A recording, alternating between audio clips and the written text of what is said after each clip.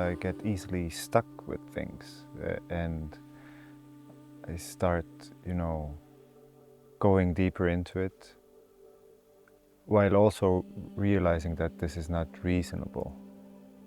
But then I just, to hell with it, then I just go further on. So I think I play a lot in that sense. I do unreasonable things very often and for a long time.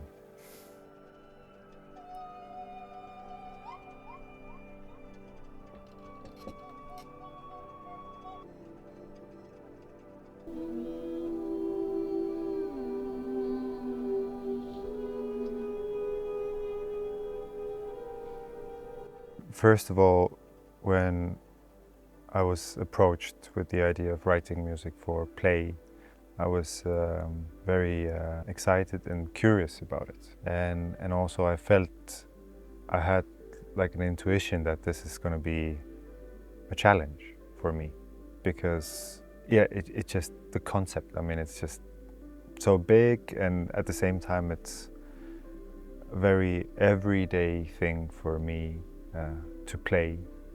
It's my job to play. It's my work, my profession, and my life work to play.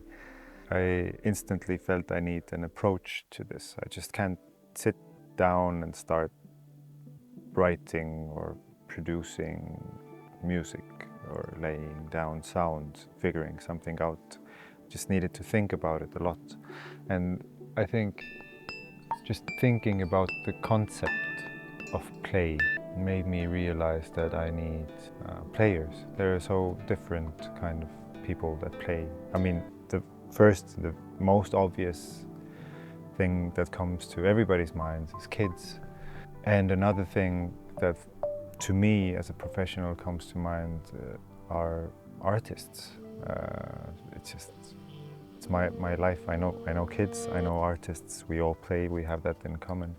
But then I started thinking about all these other aspects of play, like people from different generations who don't consider themselves as people who play or who allow themselves the joy of playing. Or for some people, they think that people should play when they're kids, and when they grow up, they should become serious. So I asked my grandmother, who was 89 today, and I asked her, like, hey, when did you play last? And she started laughing. I really liked that reaction. And I was like, I mean, when did you... It's a simple question. When did you play last? In my mind, I thought that maybe she's going to think of a card game or maybe a board game, but she just didn't answer. She just laughed and said, like, what are you talking about? I don't play anything. And I was like, wow, like, this is interesting. I mean, why should you not?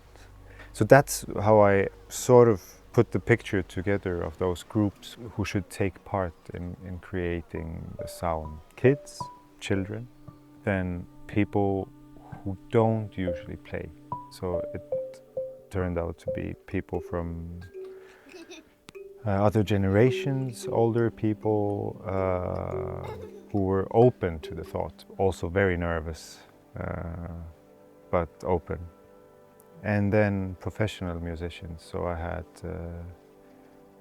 two improvisers, an amazing singer from Estonia, Anett Tamm, and an amazing saxophonist from Finland, Pauli Lyytinen. And I had those two musicians recording in a studio here in Tallinn. And the funny thing is that they actually just like met half an hour before recording. Maybe it was an hour, but it was a very short time. They just had a coffee and said hi, and then they started playing. And that was amazing to see, like which is sort of natural in the life of a musician, but me as the curator for the music, right now it was like I really saw play in action. Yeah, for me, listening to them play was also a lot of focusing, because in a way I could have used everything what they did. I just had to listen and pick and sort of see what the whole piece needs. And I also knew that I'm gonna make my final selection of these bits and pieces when I've heard all the groups of participants. So I was just trying to remember those spots and mark them, parts that I found interesting.